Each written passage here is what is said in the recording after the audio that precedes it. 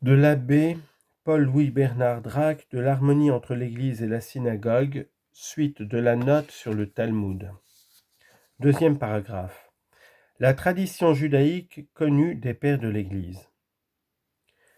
L'existence de la deutérosis, ou loi orale, traditionnelle de la synagogue, n'était point ignorée des pères et des chrétiens des premiers siècles de l'Église, bien qu'alors la Guémara ne fût pas encore mise par écrit.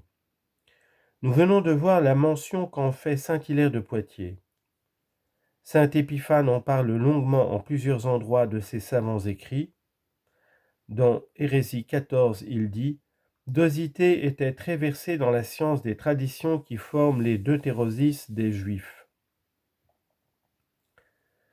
Hérésie 15 « Sur ces traditions sont fondées chez les Juifs par une fausse opinion les règles de la sagesse, tandis que pour la plupart ce sont des absurdités.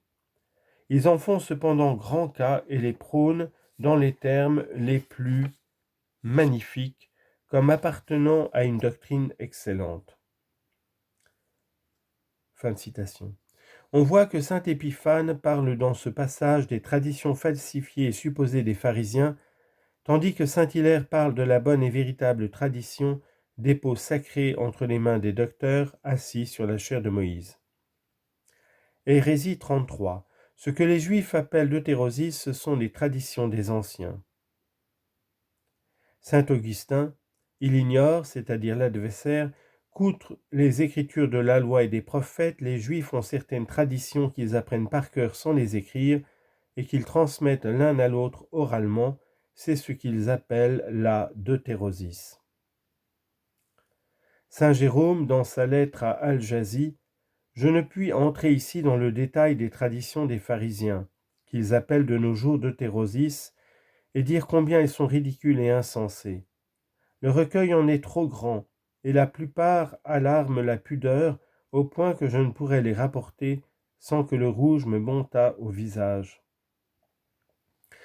Un peu plus loin, il nous apprend que les docteurs juifs, pour se faire obéir, n'avaient qu'à dire « c'est une tradition de nos sages ». En effet, cette formule très usitée dans le Talmud coupe court à toute contradiction. Voyez plus haut le mot de saint Jean Chrysostome, c'est une tradition, n'en demandez pas davantage.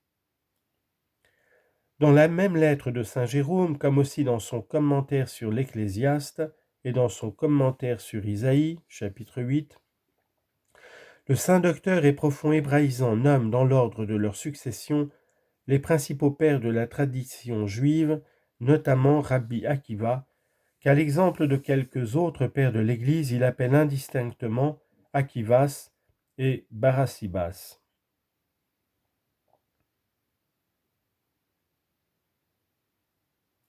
Ceci est parfaitement conforme au Talmud qui assigne à ce rabbin une large part dans l'enseignement de la tradition. Voyez les traités Sanhedrin, folio 86, verso, et traité Yébamot, folio 62, verso. Enfin, la novelle 146, donnée la 25e année de Justinien, en 548 de notre ère, défend la lecture de la deutérosis dans l'office de la synagogue, par la raison qu'elle ne fait point partie de l'écriture sainte.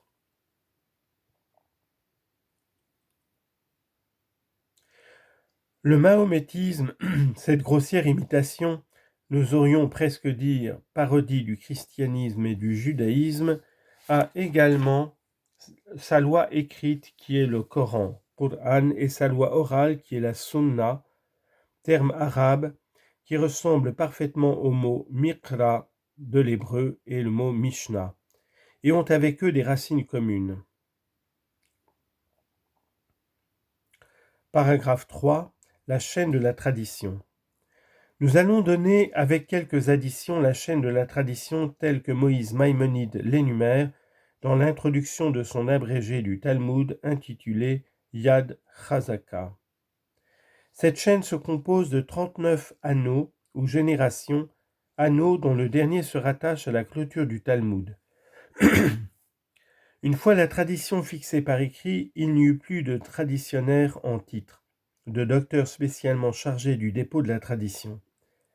Celle-ci, à partir de cette époque, était sous la garde de toute la nation.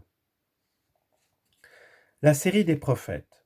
Premièrement, Moïse, descendu de la montagne du Sinaï et rentré dans le camp d'Israël, enseigna le développement oral de la loi sainte successivement à son frère Aaron, à ses neveux Éléazar et Ithamar, aux anciens, c'est-à-dire au Sanhédrin, enfin à tous ceux du peuple désireux d'en être instruits.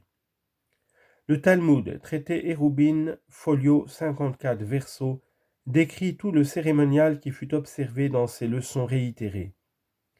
Quelques-uns des auditeurs en jetaient par écrit des notes abrégées pour aider la mémoire. Mais celui des anciens à qui Moïse s'appliquait plus spécialement à enseigner la loi orale, ce fut son disciple et successeur. 2.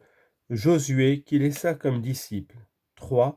Les anciens de son temps et Pinéas, fils d'Éléazar, lequel avait déjà entendu Moïse. Ceux-ci livrèrent la tradition à, quatrièmement, Élie, grand prêtre. Celui-là la livra à 5. Samuel le prophète, 6. Le roi David, celui-ci à Ahias de Silo, 7.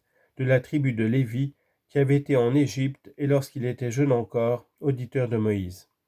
Celui-ci au 8. Prophète Élie, 9. Prophète Élisée, 10. Grand prêtre Joada, 11. Zacharie le prophète, 12. Le prophète Osée, 13. Le prophète Amos, 14. Le prophète Isaïe, 15. Le prophète Michée, 16. Le prophète Joël, 17. Le prophète Nahum, 18. Le prophète Habakkuk, 19. Le prophète Sophonie, 20. Le prophète Jérémie, 21. Baruch, fils de Néri, celui-ci à Esdras, le restaurateur des Saintes Écritures. Chacun de ces traditionnaires était assisté d'un Beit Din ou maison de justice, académie, consistoire, synode. Ces académies, ainsi que nous l'avons déjà dit, prirent plus tard le titre grec de Sanhédrin, Sunedrion. Esdras était à la tête de la fameuse grande synagogue, composée de 120 docteurs, au nombre desquels figuraient les derniers prophètes de l'Ancien Testament, Agé, Zacharie et Malachie. On y voyait aussi siéger Daniel, Ananias, Misaël et Azarias, Néhémie, fils d'Elchias, Mardoché, Belzan, Zorobabel, tous personnages célèbres de l'Ancien Testament. Le dernier survivant des membres de la grande synagogue et dépositaire de la tradition fut, 23, Siméon le Juste, grand prêtre jusqu'à la mort d'Esdras. Il était en quelque sorte la transition de la première série de traditionnaires, celle des prophètes, à la série suivante, celle des Tanaïtes ou Mishniques, qualifiés ainsi non seulement parce que la Mishnah se compose en grande partie de leurs propres leçons ou enseignements, mais parce qu'aussi ce code fut rédigé sur les notes écrites qu'ils avaient laissées. La série des Tanaïtes. Siméon le Juste transmit la tradition à 24 Antigone de Soko, qui florissait environ 300 ans avant l'incarnation de notre Seigneur. Antigone livra la tradition à 25 José fils de Joazar de la ville de Séréda et à José fils de Jean de Jérusalem. Ici commencent les couples, comme disent les rabbins, c'est-à-dire deux traditionnaires associés, des Doumvir, dont le premier nommé était Nassi, chef du Sanhédrin, docteur suprême tenant la place de Moïse, et le second, premier docteur, assesseur du précédent. Il faut excepter Siméon, fils de Hillel, dont nous allons parler. Quoique nommé le second, il était Nassi à cause de sa qualité de rabban, qui emportait celle du Nassiat, ou qualité de Nassi. À ce compte, le couple du 30e chaînon ci-après se composait de deux docteurs qui étaient simultanément chefs du Sanhédrin.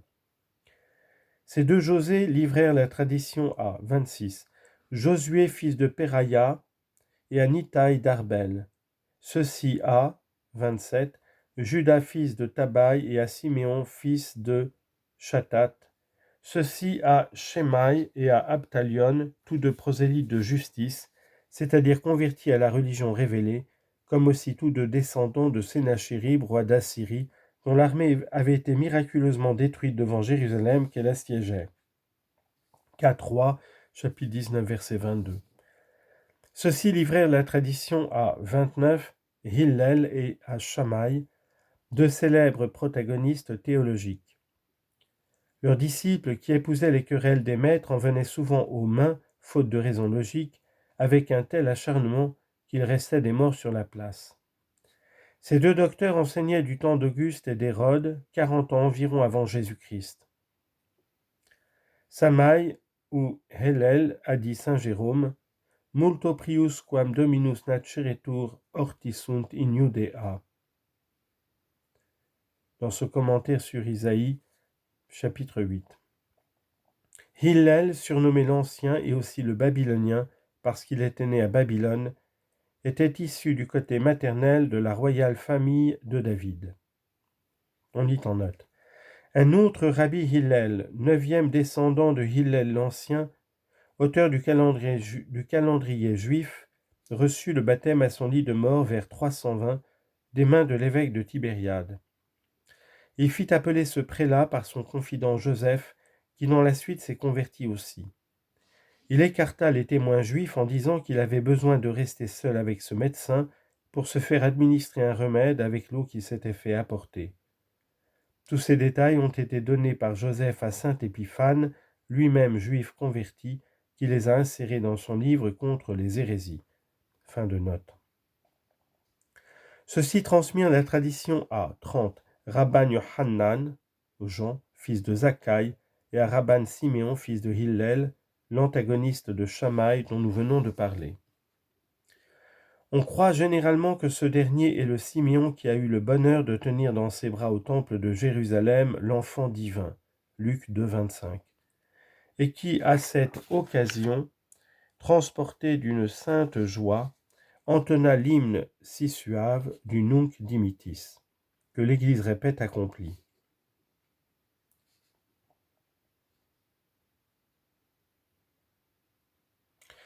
C'est à cette circonstance qu'il faut attribuer le mauvais vouloir des pharisiens envers ce rabbin, à qui sa doctrine, aussi bien que sa naissance et son rang élevé dans la synagogue, attiraient une grande considération dans toute la Judée.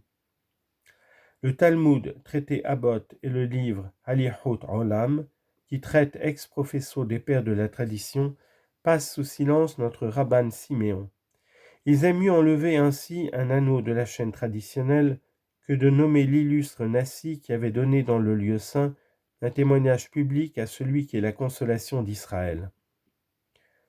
Dans les livres des autres rabbins qui ne parlent des descendants de Hillel qu'avec la plus grande vénération et recueillent avec un soin religieux le moindre de leurs propos, le nom de Rabban Siméon est simplement enregistré sans qu'il l'accompagne de quelques citations de ses enseignements, comme ils font à l'égard des autres pères.